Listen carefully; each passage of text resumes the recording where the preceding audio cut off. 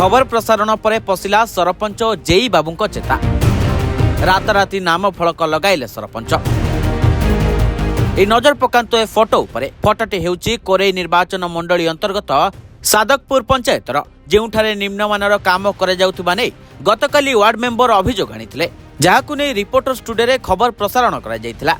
एमिति कि काम सरिथिबा कुहा जाउथिले मध्य फलक लागि नथिला, किंतु ए खबर प्रसारणर 24 घंटा न पुरुणु सरपंच रविंद्र बेहेरा और जेई बाबूंको चेता पशिची, जहा परे पंचायत कांथरे कलर मारी फलक मारिछंती सरपंच। ए सुनि नियंतु फलक लागिबा परे कोन प्रतिक्रिया देइछंती वार्ड मेंबर।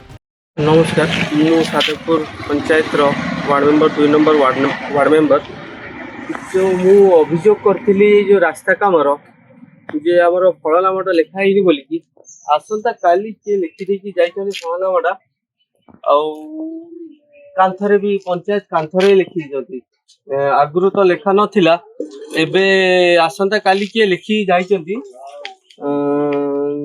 देखि परथुबे GP office to Kalu Khan house पर्यंत।